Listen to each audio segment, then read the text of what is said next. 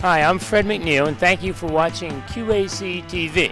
A couple of weeks ago, we had a chance to interview Cathy Willis, our head of our Department of Aging for the county, and she's going to tell us about all the wonderful programs the county has for senior citizens, programs you can get involved in, and she's going to give us a little bit of what the senior citizen activities are available for the community.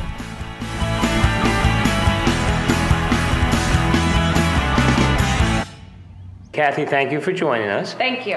Now, Cathy, let me get before, because I goofed it up. That's why this introduction will be short. Explain to me your title and all the agencies under you. Okay. I am the director of the Department of Community Services for Queen Anne's County. That includes the Area Agency on Aging, the Local Management Board, the Department of Housing and Community Services, and Recreation as well. And recreation. Yes.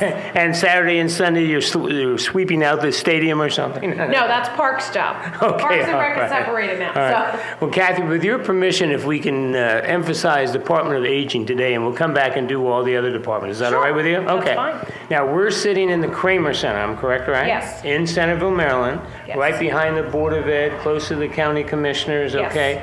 So tell us, what are we doing as a county with the Department of Aging? Then we're going to talk a little bit about you, just a real brief overview. Okay. What services do we have? Okay. Well, the Area Agency on Aging has been in existence for many years.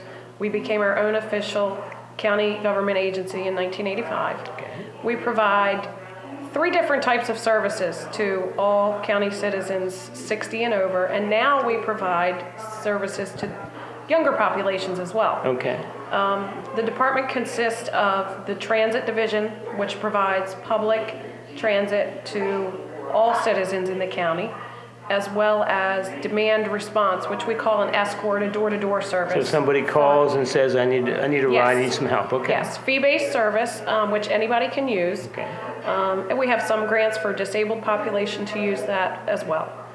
The other division is nutrition, which includes senior centers. We have 3 senior centers in the county. One is in Sutlersville, one's in Kent Island, and one's in Graysonville. There used to be one here in Centerville, but that closed a few years ago. Okay.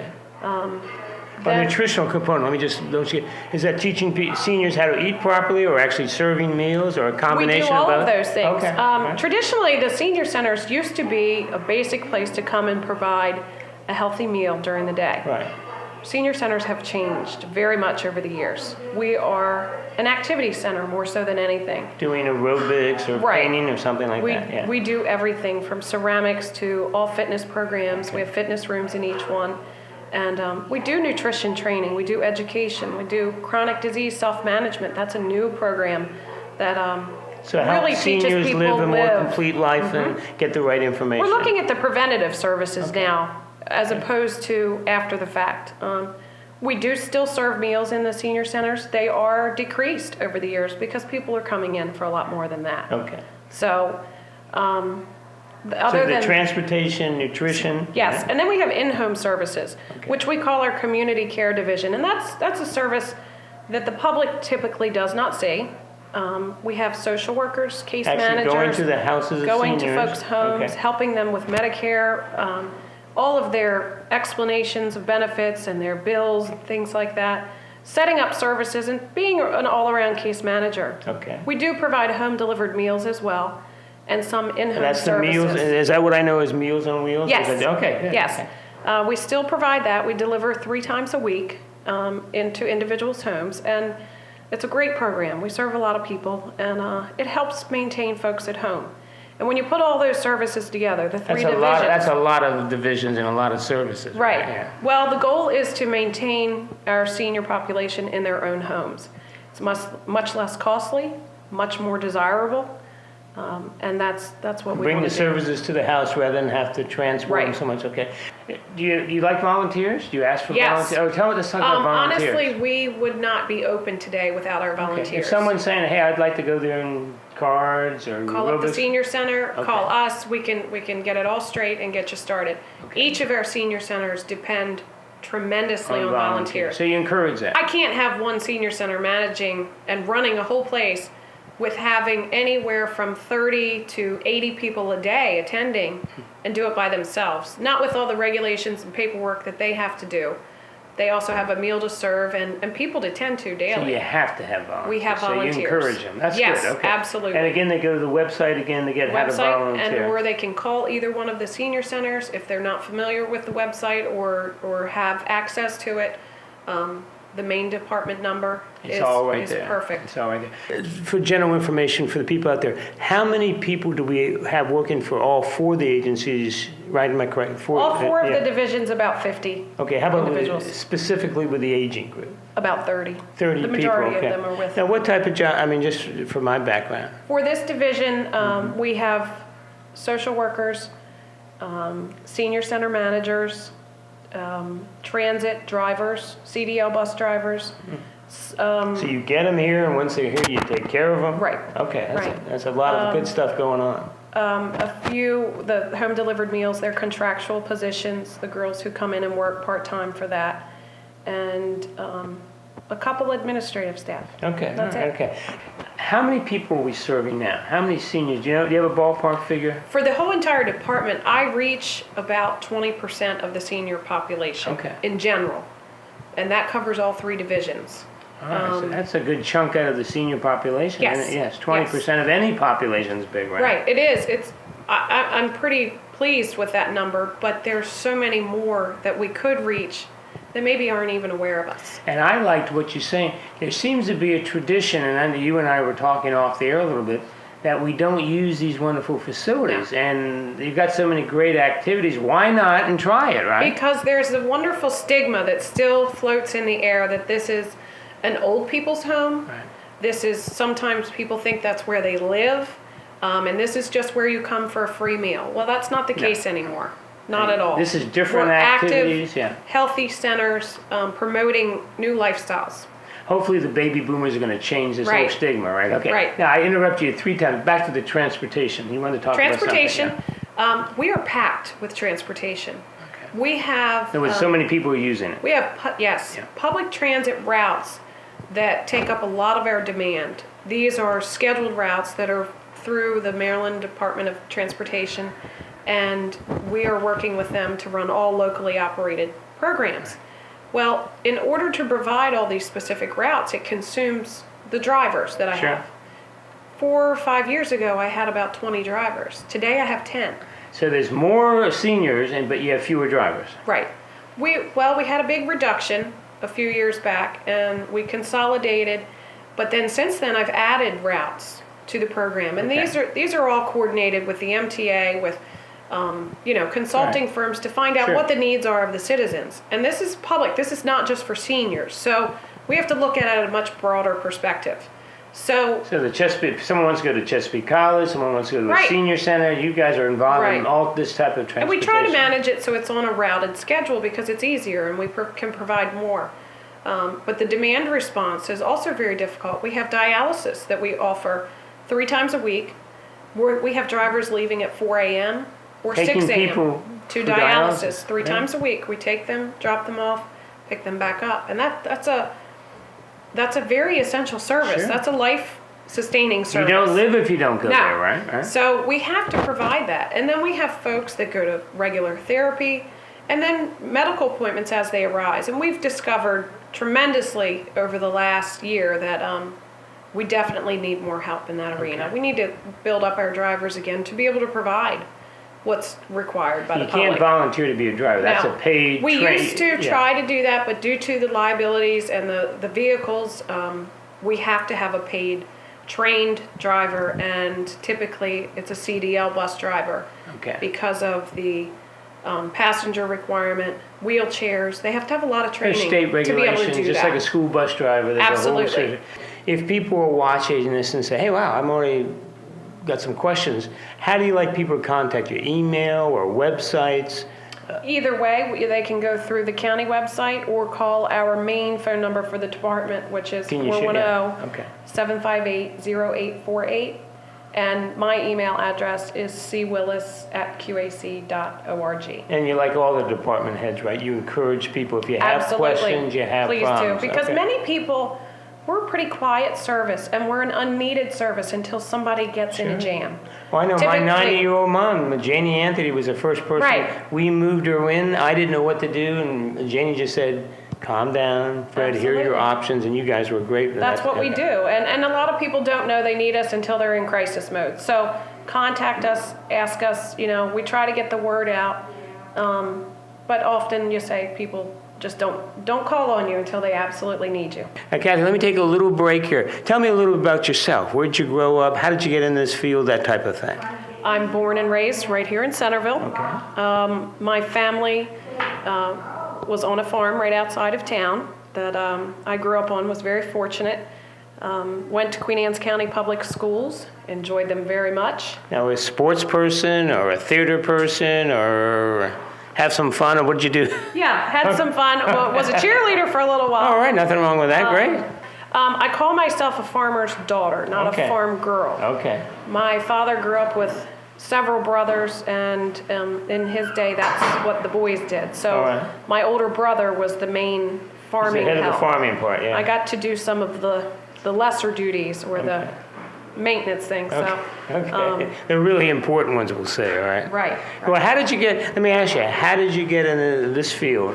I know you wear all types of caps, but what, education Honestly- or just interest or what? Honestly, when I was in high school, my senior year, I took a psychology course. Really enjoyed Yeah, it. Mrs. Spry?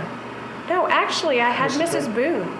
Susan Boone? Yes. Really? Okay. She taught a Oh, psychology she taught English course. and then one psychology Right, course. You're right. absolutely right. Of course And you did. I loved it. And, Well, Susan's going to, you made her day with that. Right? yes, Okay. yes. Well, I see may you have in never church on told her Sunday. that. Yeah, So, I'll remind her on Sunday. right. And I was in school with her daughter at the time. Okay. We all went to school together. So, Okay. when I left, I went to Chesapeake because coming from a farm family, my parents said, we're going to start small because we could Sure. go bankrupt any day, and we're going to start here, and you'll get at Community least college your- is terrific. Great, Terrific, that's yeah. perfect. I was working locally, so I went to Chesapeake College, met a professor there, took some sociology classes, and thought I was going to go on to get a psychology degree. Marshawn, who was the professor? Remember it? No, No, it's okay. Sorry. I'm aging in place here. So It is a senior center, Cathy. You're allowed to do yes. that. Okay. He recommended that I go into social work because Okay. I wanted to work one-on-one with people. Okay. I said, I just want to help people. I want to work with seniors. Sure. I knew it from Yeah. the get-go. He said, so try social work. I graduated from Chesapeake with Human Services, went on to Salisbury, Okay. and got my bachelor's in social work. Had a great group of teachers there who convinced me to go immediately to the University of Maryland. Get your MSW. The social work school. Okay. And they had tracks that you could follow. So I specialized in aging and got Good my for you. master's in a year. I started here. Came right back to Queen Anne's County after getting I was MSW? here. No, I didn't even have my MSW yet. This was my internship. You're kidding me, right here. No. Good for you. All right. I hooked up with the Department of Social Services at the time for field placement, and April Sharp was my Yes. field person. So she worked so that I would get a very well-rounded education on the county services to the elderly. And since social services had so many, and this department had so many, but had no social worker in the department at all, they were coming with some new programs that required a bachelor's social worker. So she and Right time, right place. and my fearless leader, Sue Lager, said, we can do this together. So I came here and I never left. Good for you. Okay. So- Local girl does well, right? Yes. Very yes. good. Congratulations. I'm very happy to do it here. Okay, all right. Very happy. Well, I just think besides the fact you grew up here, imagine when an issue comes up, you can pick up the phone, you either went to the school with the person, Right. or you go to church with them, or Little Right. Leagues or something. It's Right? changing a little bit though. Well, it is. It is. It was like that in the beginning. Okay. But yes. So I've, stayed here, worked my way through the ranks, so to speak. Never dreamed That I you'd would be be running a 4 director. divisions, all right? No, Okay. no. I wanted to be a social worker, work one-on-one Good with for these you. folks, and that was Good for you. it. But my previous director was a phenomenal lady who encouraged me. Mentored you quite yes. a bit. Yeah. Okay. And when she retired, she said, "It's your turn. You can do this." So Good. And you're doing great. You offer so many wonderful activities at different centers. Just a brief highlight of it. okay.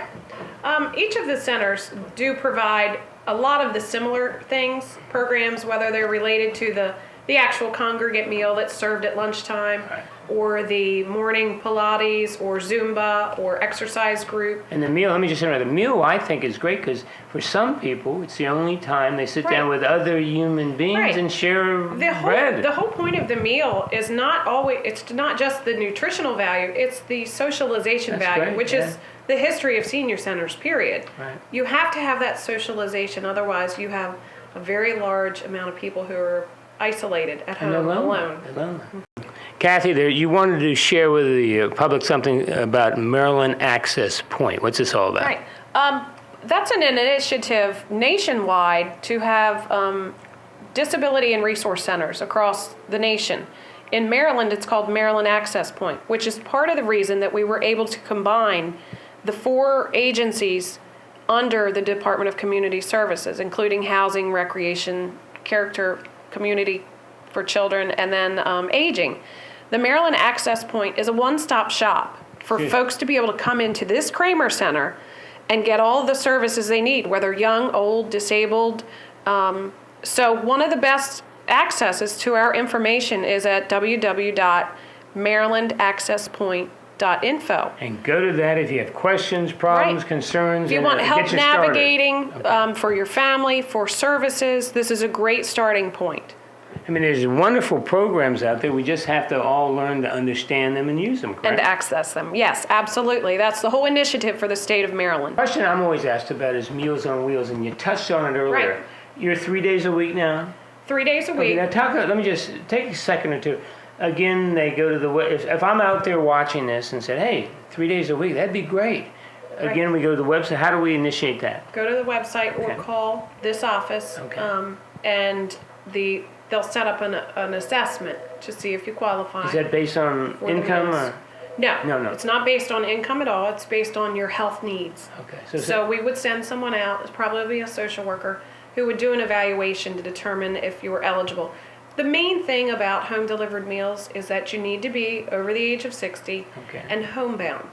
So you're stuck at home. Right. Okay, you're over 60. Currently not driving. Now, this could be a temporary service. People that come out of the hospital and maybe need it for a little while, we can start it up. They've just had surgery and they're stuck home. Extra help. Or there's people who, no longer drive at all. This is a big help. And these girls who deliver the meals can also provide some in-home services if they need help with chores in the home, things like that. They actually help around the house. Absolutely. And when they deliver a meal, is it one meal 3 times a week? 2 meals. Two frozen meals each time. 2 frozen. So it's just a matter of someone putting it in a microwave or something like that. Right. And we've had programs in the past where we've provided microwaves. If we've had grants, we've bought microwaves to provide to the home delivered meals clients for them to keep while we did this. And we used to do a hot and a frozen meal. It gets very tricky when you do that, and to meet the requirements, we've just switched to all frozen. It's much better consistency for traveling. Is there a cost involved in the Meals on Wheels? Donation only. Oh, donation. So there's not a set fee? No. It's a federal program, so we accept donations. The actual meal cost is about $4.30 per meal. Okay. Many people donate. They either donate on a weekly or monthly basis, or perhaps family does it on behalf of the individual. Okay. Now, Cathy, hopefully we'll come back many more times and drive you crazy. Is there anything I missed or something another message we want to get out there? One of the other messages I would like folks to know is that in these times, it's so hard with your health insurance, Medicare, new insurances, Medigap policies, things like that. I have benefits counselors that are part of the community care division. They also go to satellite sites. They go to each of the senior centers weekly. Well, some weekly, some every other week. So if you're not sure what card to use or what it entitles you to, just go. Or what insurance you need. If you need a supplement to your Medicare, my benefits counselors can sit down and review that. They can plug it right into the computer with your medications and tell you what might be best for you. That's an invaluable service. Cathy, I'm confused. Look at I don't know what cards. When I go to the doctors, I just give them all the cards. Right. If my family has a question about what insurance, I ask my staff. Great. They're experts at it, and that's what they're here for. And people, it just amazes me that, like I said, you're doing a wonderful job serving 20% of the senior population. You'd think 100% of the population. I mean, I know of no senior my age is not confused over the healthcare thing. Absolutely. Nor their families. And we do a lot We have family caregiving programs where we do caregiver workshops for family caregivers to help them through these processes. So you have food, Pilates. Yes, we have a lot of physical programs, the chronic disease self-management program. And what is that? You mentioned Chronic that. disease self-management is a preventative program to teach people about diabetes management, about chronic disease management.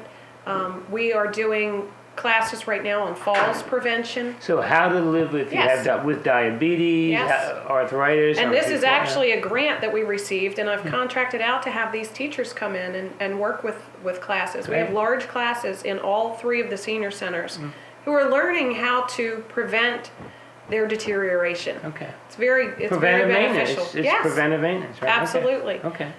The computer labs in the senior centers are now at a phenomenal level. So seniors who have, some seniors have this phobia about, I can't do what these young people do. Right, You're helping right. them join this cyber Right. world. Okay. We have computer labs in all 3 of the senior centers.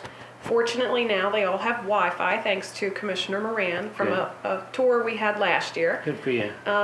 New equipment, and we're having classes to teach people how to use these things. Okay, so they can get on the internet, Yes. they can email, they can use Absolutely. all the fun stuff everybody And else our does. IT department set up a great concept where anytime somebody gets on, when they're done and they log off, it's all wiped out, so nobody if following you will go into your Okay, information. so if you want to go to It's very email, it's protected, very yes. protected. Okay. Yes. And for seniors, Cathy, if they miss, and you tell me you're the expert, if they miss the boat with emailing and using the social media, it's a tragedy almost. Right. You guys are trying to make that connection. And there's right? many people that don't, but Sad. we have a lot of our information. We have Facebooks for each of the senior centers. Okay.